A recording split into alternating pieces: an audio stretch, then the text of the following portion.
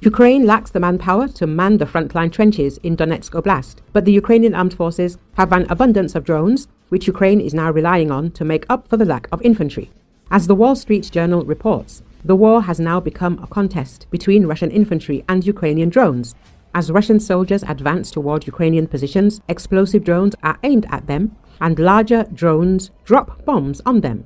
Infantry open fire only when the occasional Russian soldier manages to slip past the drones, the Wall Street Journal writes. Thus, in some rural areas, Ukrainian drone pilots can practically defend the front line on their own. As the battalion commander, senior lieutenant with the call sign Munin, told the publication, the increase in the number of drones allowed his battalion to relieve pressure on the infantry. So, if a year ago his team could launch 15 FPV drones with a first-person view on a difficult day, now they can send at least 60 on a normal day. In addition, many drones are now equipped with thermal imaging cameras, which makes it easy to detect Russian attacks at night. However, according to Munin, the Russians seem to have unlimited manpower and continue to send people ahead in small groups that can more easily slip past the UAVs. In addition, Russian electronic warfare systems sometimes shoot down Ukrainian drones. On rainy or foggy days, most drones cannot fly, giving Russian forces the opportunity to launch larger offensives with armored vehicles. When the leaves cover the trees again in the spring, Russian infantry will also be harder to detect with drones. At the same time, the Russians also have their own army drones. For example, a medic working in the Pokrovsk area says that about 70% of Ukrainian losses in this area are due to drone strikes. In open terrain, drones have a relatively easy time spotting Russian infantry trying to advance. But in the towns and villages around Pokrovsk, where there are more buildings, where Russians can hide from drones, infantry is indispensable. As the military notes, drones cannot replace people. They can disrupt the enemy's attack, but not stop it completely, the battalion commander told the publication. At the same time, without drone support, the situation would be terrible, he added. The Russians now outnumber the Ukrainians at the front about 10-1. Fighters say, but growing stockpiles of drones and a small influx of new troops are allowing them to continue to fight the Russian advance. For every Ukrainian soldier wounded or killed, the Russians suffer at least 7 casualties, according to one brigade commander, but he added that Kiev would need 10 times as many troops to stop the Russian army completely. Commanders around Pokrovsk say the quality of reinforcements has also become a problem. Most of those arriving are recent conscripts in their 40s and 50s who lack the motivation to fight. Some, they say, are abandoning positions or refusing to go into the frontline trenches. One brigade commander said 30 men of the quality he had at the start of the war would be more effective than the 100 he has now.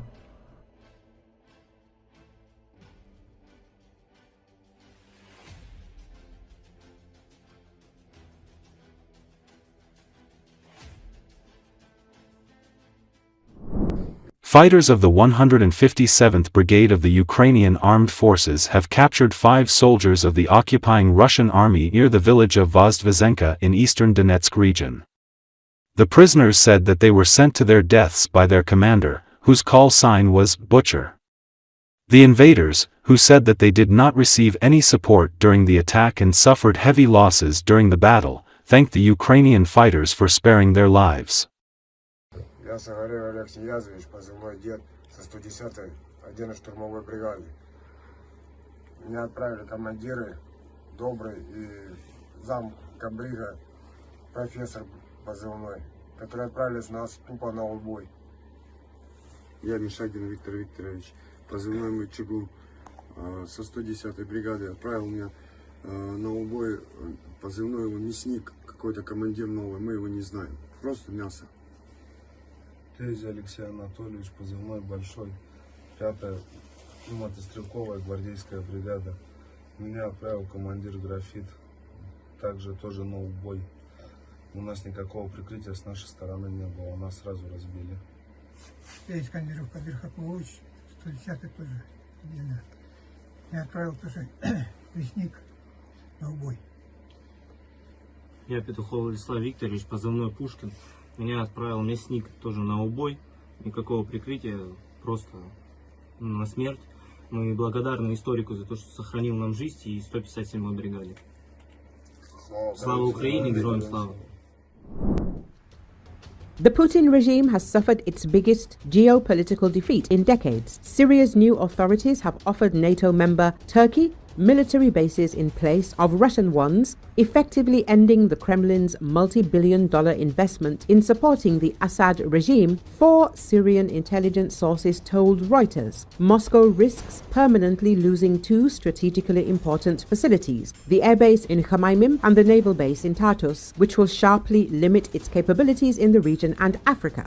The head of the Syrian transitional government, Ahmed al-Shara, met with Turkish President Recep Tayyip Erdogan to discuss a defense pact that includes the establishment of 2 Turkish military bases in eastern Syria in the desert region of Badia, permission for the Turkish Air Force to use Syrian airspace, the creation of a new Syrian army with the support of Turkey to replace Assad's disbanded troops, Turkey's commitment to ensuring Syria's security from external threats. These steps mean that Moscow is losing its last levers of influence over the new Syrian regime.